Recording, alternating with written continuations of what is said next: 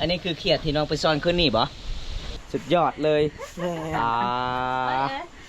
ตอนนี้ส่วนสาวๆเพิ่นกำลังสีเฮ็ดกินเขียดส่วนสาวไปเอาผัก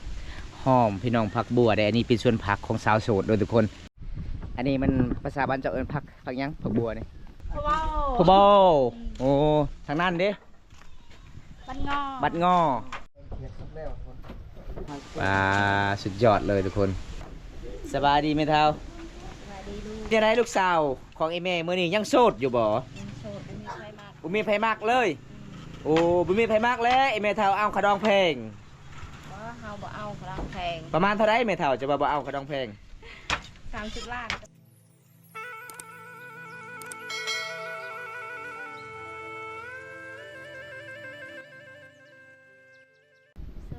สิไปใส่นี่นะไปเฮือนหมู่ มีหมู่หลายบ่ โอ้ไปเฮือนเศร้าบ่โอ้น้องไปเอาหยังไปเอาหมู่ไปกินส้ม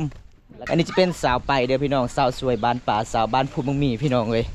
ก็คือเมื่อเยี่ยมยามไม่ได้น้องก็ต้องไปเอาสาวสิวสาวไปนำกันได้ก็คือน้องกับน้องนำกันทุกคนสาวเฮือนมือพี่น้องน่าจะดุดลายเลยพี่น้องน่าอันตรายเลยทุกคนเอาตอนนี้จะพาน้องไปหาสาวก่อนคักเนาะจะหมู่เจ้าไม่เตะเอามืออย่างเดียวเลยเนาะ เห็นบ่ทุกคนหมู่เขาเจ้านี่สบายเลยเขาเจ้าบ่มีเสียงเลยเรียกเต็มมือเลยมาพี่เห็นบ่ให้สาวเห็นสาวกับมาหาเลยอีกยังไฟเนี่ยอาซายเพิ่นว่าบ่มีผู้ชายลงกันยังไปคอผู้ชายเขาบอกไปคอผู้ชายเอาไปเบิ้งทุกคนอยู่ไสไปคอผู้ชายเขาบอกไปคอผู้ชายเอานี่ได้เอื่อยเนี่ยว่ามีบอกคิงเบิ้ลเห็นบ่เอาน้องๆว่าไปคอผู้ชายโอ้ไปเห็นบ่ทุกคนเขียดชนบทนี่กินยังก็ต้องแบ่งกันกินเลยจะได้ไปไหนล่ะมันไหนวิญญาณมันไหนทางใดเหือนนะน่ะโอ้ทางนี้เอาระวังได้ตำกันเด้สิเนาะไปหาผู้ชายเนาะไปคอผู้ชายโอ้ก็เลยตกใจคนจักบอกไปคอขี้ทุกคนเลยเอาบรรยากาศยามตอนเที่ยงแล้วทุกคนสุดยอดลายเลยหมู่บ้านนี้คือเขาเจ้ากับมาปูย่างแถวบ้านเด้คือนอกจากหมู่บ้านเขาจะเป็นดินแดงเลยทุกคนอันนี้คือสำหรับเขาเจ้ามาปูย่างหรือว่ามากอย่างขี้พุ่นเข้าเขื่อนสารบ้านสองคือเขาเจ้าก็เลยมาปูอันนี้พี่น้องไปเอาผู้ชายก่อนใส่อันนี้ก็คือเป็นเฮือนเขาเจ้าเด้ก็คือเคสชนบทนี่น้องๆคอยยังเขาเจ้าต้องแบ่งกันกินเลยทุกคนเลยชนเผ่ารูบ้านเฮาก็ต้องแบบนี้แหละพี่น้องความสามัคคีมียังก็กินน้ำกันมีมากผลไม้ยังก็ต้องกินน้ำกันเวลาเฮาขอกินน้ำกันเลยส่วนแรกเขตชนบทนี่เขาเจ้ามาเขตเฮือนแปลนแบบนี้เลยพี่น้องแล้วว่าผู้ชายนะบ้าเบิ้งผู้ชายน้องว่าไปคอผู้ชายอันนี้แหละผู้ชายผู้ชายคือกิ๊กเนี่ยทุกคนซ้ำนี่บ่คนเลยตกใจครับไปขอผู้ชายภาษาภาษาบ้านน้องเอิญอาสายก็คือขิงที่เขามักกินสมทุกคนเลยภาษาเน่นี่ชายกินแล้วเมื่อบ่ได้เฮ็ดจังได๋ล่ะบัดนี้ม่วนเนาะในเมื่อวานจ้ะเนาะลมพัดโอ้บ่อยทุกคนเลยบรรยากาศแบบนี้คือนอนเวียนคักนี่คือน้องๆก็สิตำส้มตำแจวเนาะ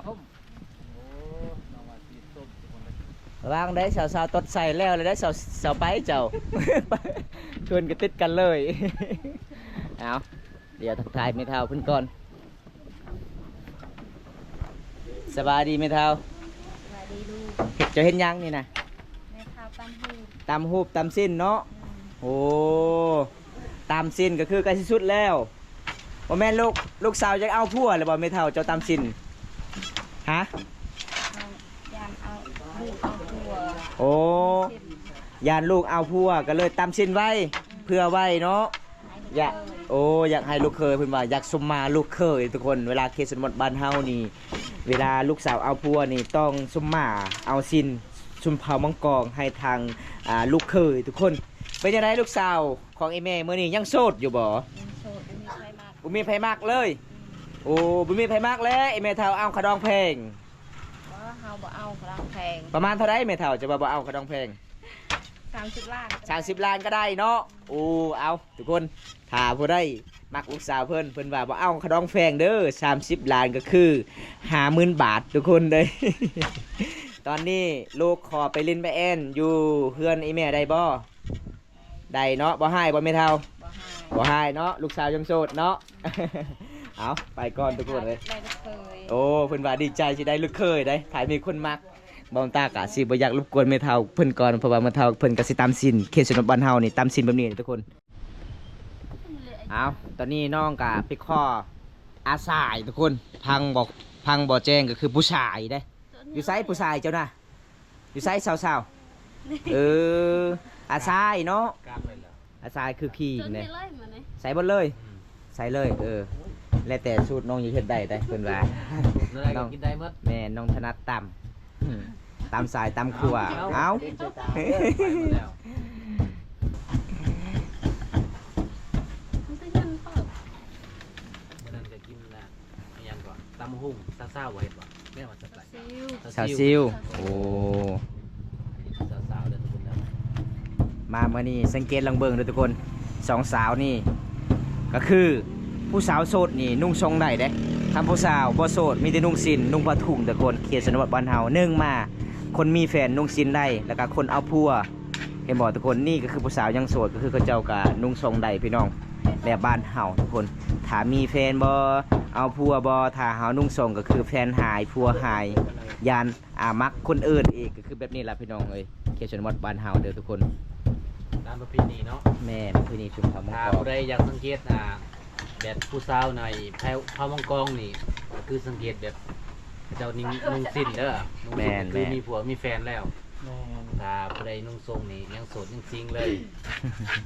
ยันยอน ซิมหรอบ่ ใส่แล้วบ่ปิงนัว ใส่แล้ว ใส่แล้ว บ่ซิมเนาะ อื เล็ก ม ซิ จากน้อยซิมเอาเจ้าคือบริเลียสากคือสาวโทสาวโทเวลาตำมักเฟสตำมันยังเราเลียก่อนได้ โอ้ โทบ้านเฮามันสินวลเลยบ่เพิ่นฮู้จักน้ำสากเบิดคันทาสากใหญ่เพิ่นก็เลีย4 5เทื่อคันทาสากน้อยก็คือ2เทื่อเราเลียแล้วเราบ่น้องบ่ได้ใส่น้ำบ่ จังน้อยใส่ จากน้อยก่อนเนาะซิมก่อนจึงใส่แล้วก็ใส่ใจนำเด้อ เอาหลังจากน้องตำอาชายแล้ว ตอนนี้น้องก็สิถือนำไปฟอร์มเลยทุกคนบางคนบ่เข้าใจคือขวดเหล้าแมนเด้อน้ำเปล่า มื้อนี้เฮากินส้มหยังน้องฮะ เก่า เนี่ยเกลือไปน้ำ เฮากินส้มหยัง มันจาง ส้มมักมีภาษาบ้านเจ้าเอ้ยมาจังได๋มักมี นาย มาในโอ้ชุมพรหมู่บ้านเจ้าเขาตั้งชื่อบ้านภูเมืองมีเนาะโอ้คำภาษาเราเทิงก็คือวิลปะไนโอ้วิลปะไนคือบ้านภูเมืองมีเด้อทุกคนเอาตอนนี้น้องๆก็สิพาเฮาไปเก็บมักมีก่อนปลาไก่บ่อยู่ไสเนาะโอ้อยู่พุ่นโอ้ทุกคนไปตามติดวิถีชีวิตน้องสองคน ไหน ป๋าผู้สาวพาไปกินส้มกินเมี่ยงฮอดอยู่ป่าอยู่ดงบ่แม่นผู้สาวลงป่าเลยบ่ลงทางเลยบ่นี่นะเบิ่งทุกคนอันนี้คือมันสำปะหลังเลยเห็นบ่พกหลายเลยพี่น้องเพราะว่าช่วงนี้ก็ราคามันก็บ่ค่อยดีปานใดก็เลยเขาเจ้าก็บ่ได้เสียหญ้าเลยทุกคนมันจะเป็นหญ้าคาหลายเด้อทุกคน อันนี้ก็คือบอนจุดที่สองสาวพาเฮาหากินมักมีกินส้มมักมีบรรยากาศยามตอนแรงๆใกล้สิฮอดแรงเลยเด้อทุกคนนี่เส้นทางเขตชนบทนี่บ่ว่าจะเป็นมักมีผู้ใดเฮาก็ขอกินได้ทุกคนก็เจ้าให้ทุกคนนี่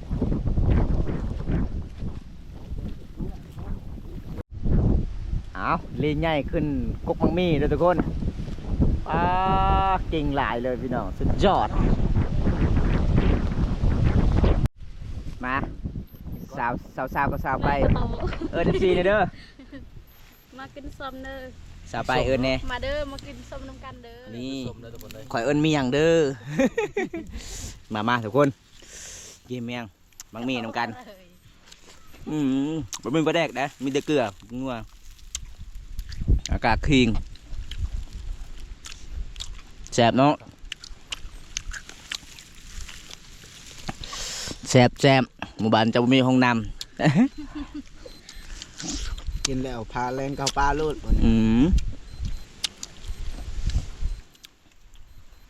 สุดยอดทุกคนเผ็ดกับเผ็ดแซ่บกับแซ่บเป็นยังไงผู้สาวแซ่บเอาขึ้นชมมื้อนี้แซ่บเนาะแต่กะเกียมไว้เด้อตอนแรงห้องน้ำเฮาอยู่ไส ทางพุ่นบ่แหล่งเขาปลาเลยเนาะเอาทุกคนตอนนี้ก็เอากะกินชมกินเมียงแล้วพี่น้องเอ้ยเพราะว่าน้องๆกาสิพาถึงงานเฮาไปกินชมอยู่ป่าเด้เพราะว่าหมู่บ้านนี้ก็คือไม่มีกกมีจุดเดียวในหมู่บ้านทุกคนถ้าพอได้อยากกินชมก็คือไปทางโน้นพี่น้องน้องๆกาสิพาไปทุกคนเลยแบบเคสนุดบ้านเฮานี่เวลากินชมกินตามมีหยังต่างๆ ก็คือใส่แต่เกลือเป็นนัวขิงมีแต่ซ้ำนี่ทุกคนปลาแดกบ่มีเลยตอนนี้น้องๆกาสิกลับบ้านนะทุกคนเห็นบ่บรรยากาศหมู่บ้านน้องก็คือแบบนี้แหละทุกคนชนบทลาวนอกที่สุดกับตัวเมือง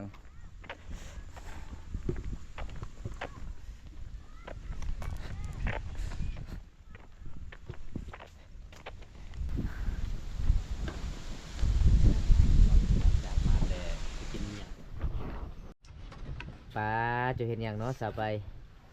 สิดังไฟ ดังไฟจะเห็นกินอย่างน้องนึ่งข้าวบ่จะเห็นอย่าง กลัวขวด อ่ะก็กวดโอ้ยอยู่ใช้ประตูคาสิโต้นเลย คุณว่าเอาโกะกวดพี่น้องเลยโอ้ยบงตาจนตกใจเอาโกะกวดแปลเด้อทุกคนเพิ่นว่า10ลังสีต้มเฮ็ดกินเครียดหน้าบ่น้องจะไปซ่องคืนนี้บ่โอ้หลังจากกินชมกันเมียงแล้วน้องก็สิเฮ็ดกินพี่น้องเอ้ยแบบเคชนบทนี่สาวลาวนี่ใจดีเด้แบบเฮามาเยี่ยมมายามเขาเจ้าต้องยอมพอเขาให้กินก็คืออันนี้เป็นเฮืองของน้องเด้อทุกคนเลยน้องก็นึ่งข้าวเป่าไผ่ก็จุดนี้แหละวิถีชีวิตชนเผ่าบรูมังกรบ้านเฮาเป็นสาวโสดแต่มาเมื่อนี้แต่เว้นกะสิซองแล้วนาของสาวเอาไปเด้อทุกคนเพื่อนน้องก็ทางนี้ยังบ่ทันได้แล้วเบิ่งทุกคนเห็นบ่ เป็นปองหลายเลยวันนี้อากาศก็ร้อนแต่น้องก็ดังไฟอีกสุดยอดคนสู้ชีวิตเอลีพี่น้องเลยเวลาน้องหาอยู่หากินก็คือเวลากลางคืนนี่มีแต่ไปซ่อนเขียดหน้าบ่เอามุ้งมาซ่อนบ่โอ้ปกติได้กบก็ได้บ่โอ้มีหยังก็เอาเลยเนาะเวลาซ่อนกลางคืนเนาะเป็นตะมวนหลายเลยทุกคนเลยอยู่ไสจะมาเขียดหน้าน้องเบิ่งก่อนสาวๆมาอันนี้บ่มันเป็นคนโบราณนี่บ่ อันนี้คือเขียดที่น้องไปซ่อนขึ้นนี่บ่โอ้ทุกคนหลังอยากกินสมกินเมียงแล้วก็คือน้องก็ใจดีเด้พี่น้องอันนี้ก็คือสำหรับน้องกาสีไปซ่อนเขียดเต็มคืนนี้หลังจากนั้นน้องก็มาตักให้แห้งแล้วก็เวลาแขกมาเยี่ยมมายามน้องก็เฮ็ดกินย่อผ้าขาวให้กินเลยทุกคนมันมีตักแตนเนาะตักแตนก็เอามีเขียดกระปาดเขียดอีกอย่างต่างๆเอาเบิดเลยทุกคนมีลายเลยจะเป็นเขียดหน้าส่วนลายน้องใดทุกคนเลย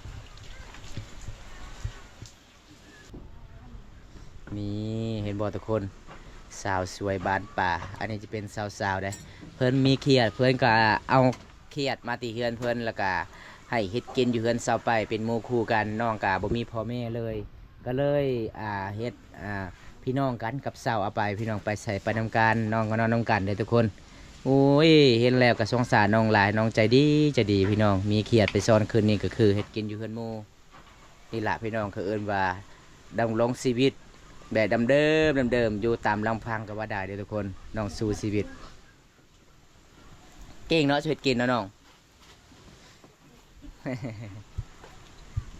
เป็นเนาะ เก่งเลยสุดยอดเลยน้องใส่ยังแน่นน้องเฮ็ดกินมื้อนี้ใส่เตี้ยว เตี้ยว ใส่เกลือใส่เป็นนัวเตี้ยวคือพริกเด้อทุกคนน้องใส่พริกเนี่ยนี่อันนี้คือเป็นนัวแล้วแต่แบบที่เขามักหลายแซ่บหลายเด้อพี่น้องเลย แม่ มักน้อยคือใส่น้อยเป็นนัวบ้านเฮากับบุบใส่น้ำปลาใส่ปิ้งนัวกับเกลือ กินไปเลย อยู่ตามบ้านนอกบ้านหน้าบ้านเฮาแบบนี้ล่ะทุกคน อันนี้ก็จุดบังเขาเจ้านึ่งข้าวเป่าไฟเอาไปเอาฟักเลยบ่ปลาชวนพักเจ้าเองบ่ซาไปโอ้เก่งเนาะเจ้าเนาะตอนนี้สวนสาวๆเพิ่นกำลังสีเฮ็ดกินเครียดสวนสาวไปเอาผักหอมพี่น้องผักบัวได้อันนี้เป็นส่วนผักของสาวโสดโดยทุกคนน้องปลูกมักแตงประมาณสำนั่นบ่มักแตงบ่มักแตงประมาณสำนั่นบ่เออ เอานี่ละวิธีชีวิตสาวลาวเด้อทุกคนเขตชนบทพี่น้องเลยน้องก็ปลูกผักกาดปลูกข้าวโพดไปนำโอ้สุดยอดสุดยอด คักเนาะ แม่น หมู่บ้านนี่ขยันผู้สาวหมู่บ้านนี่ทุกคนเลย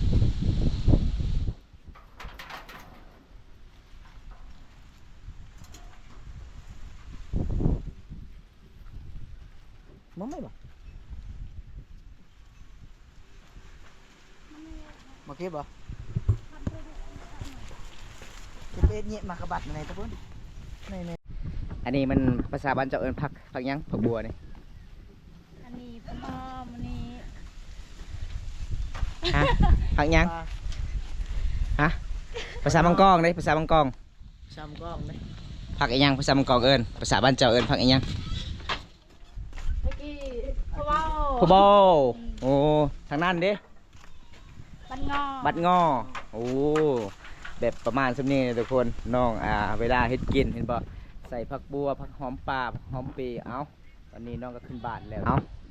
ส่วนสาวเอาไปเพื่อนหลังจากเอาผักแล้วเพื่อนกาสิล่างเลยส่วนสาวอาสาวเพื่อนรอท่า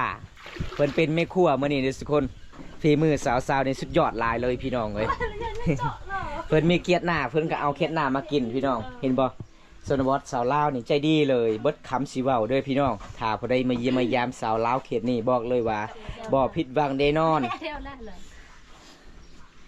ตอนนี้น้องๆก็นอนน้ำกันตอนเป็นสาวโสดข้างบ้านเด้อทุกคนสาวลาวเผามังกองหมู่บ้านพูนมังมีก็คือมื้อนี้อากาศร้อนเนาะไฟก็ลุกแห้งแต่ผู้สาวนี่บ่ยอมถอยทุกคนสู้กับไฟอีหลีอีหล่อเด้อพี่น้องเอ้ย ขนาดเฮ็ดไห้เฮ็ดสวนน้องก็บ่เคยนี่อยู่ในบอนโฮมน้องตากแดดหมดมือหมดวันเด้อทุกคนเห็นบ่นี่สุดยอดหลายเลยขยันทั้งงามทั้งสวย ชมตื้อ ใส่โลดน้อง เอามีหยังอีกสุกมวยอีกบ่ เมื่อแน่จ้าหมู บ่ใส่ก็ได้ถ้าว่านั่นก็บ่ใส่ก็ได้น้อง เนี่ยขอแต่ไหม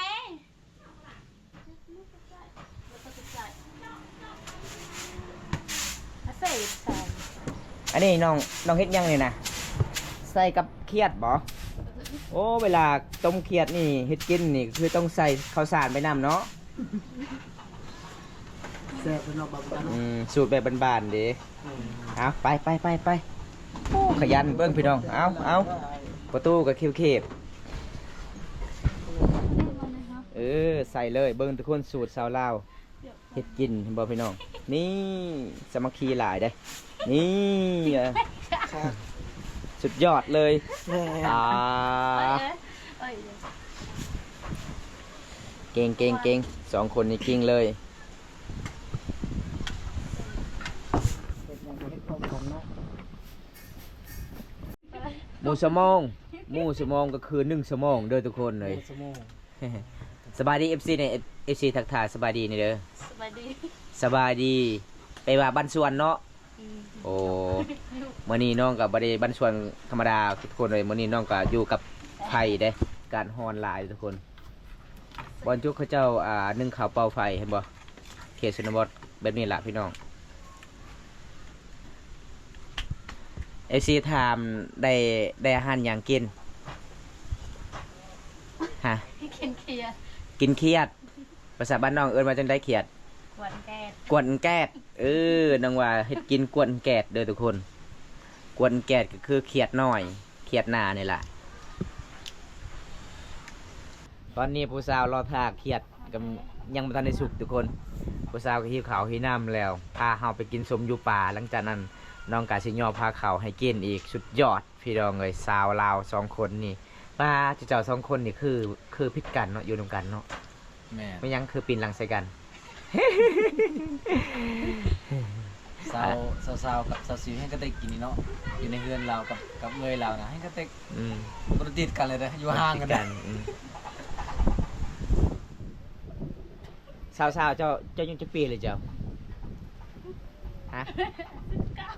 สาวไปเด้16โอ้16กับ19ก็คือ16ใหญ่กว่าเนาะเจ้ากินหยังหน่อยเจ้ากินเครียดตลอดบ่ กินหนึ่ง ฮะกินเครียดส่วนสาวๆเดี๋ยวเจ้ากินหยังเจ้า กินแจว กินแจ่วโอ้เฉพาะใหญ่ชาเนาะ ส่วนสาวไปกินเครียดตลอดเฉพาะใหญ่ไหวเด้อทุกคนเอาสิสุกเลยบ่สาวๆยังปลาเวลาเพิ่นล้างแล้วเด้ล้างแล้วพักน้องปลาสูตรของเพิ่นมันเป็นธรรมดาเด้อพักวิธีใส่พักช่องเทือหลาง เอาเล็ดดีมือเลยเนาะคมเลยเนาะมือเจ้าเนาะปลาสุดยอดเลยทุกคนอาคีกาคี ดู น้องสาวๆนี่บ่มีพ่อเด้อพี่น้องเอ้ยบ่มีพ่อตั้งแต่น้อยๆเลยน้องคนนี้ครับวันนี้น้องกะมาเยี่ยมอยู่เฮือนหมู่ครูของเพิ่นสาวไปนี่ผู้นี้บ่มีพ่อแม่เลยขาดพ่อขาดแม่แต่น้อยๆอยู่นำกันสองไอ้น้องอร่อยเลยน้องแซ่บแล้ว FC ว่าอร่อยแล้วก็คือแล้วกะแล้ว คืออร่อยแล้วเอาเจ้าซีมันก็แซ่บแล้วเจ้าเก่งนี่แหละเฮ็ดกินบ่เก่งบ่แซ่บบ่นัวบ่ ใส่สไลด์เลยบ่ แซ่บเนาะแซ่บไปว่าจังไดภาษาบ้านเจ้า เอ็ม แอมทางคือแซ่บหลายเด้อทุกคนสุกเลยเนาะปลาสุกแล้วบาดนี้เด้อทุกคนไปเบิ่งหน้าตาก่อน แซ่บเนาะ อร่อย แซ่บหลาย นี่จะเป็นเขียดหนาเด้อทุกคนเอากระโตะมาที่ใส่อีกกระโตะเลื่อนเลยบ่ โตเลียน สาวๆแกงยังกินเด้เห็นน้องแกงเขียดหน้าเด้อน้องแกงเขียดหน้าน้องไปสอนคืนนี้เบิ่ง ไปซ่อนเขียดอีกแล้ว น้องกะสีเฮ็ดกินเขียดหน้า บ่ฮู้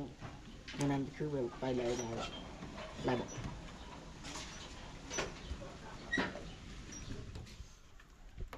ไอ้ยันดู อย่าให้ เยอะเนี้ย ขยันเนาะสาวๆเก่งเนาะเจ้าเนาะเก่งหลายเด้อทุกคน ไอ้บ้านนี้ เอา ใส่ ตอนนี้น้องกะสิย่อพาข้าวเด้อทุกคนส่วนสาวเอาไปเพิ่นเอาติ๊กข้าวใหญ่ๆป้าคนน้อยเอาติ๊กข้าวใหญ่เอาตอนนี้อาหารน้องกะเฮ็ดกินกะสุกเลยเด้อทุกคน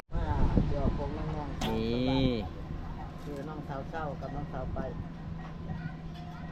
เวลาขึ้นเฮือนเขตชนบทเวลากินข้าวกินน้ำก็เจ้าต้องเอานำล้างมือทุกคนเห็นบอกสุดยอดหลายทุกคนชาวลาวเขตนี้ มา มายัง สิมันตะกวา มาจากกวด อันนี้คือน้องสาวไปเด้อน้องมวย อย่าเลย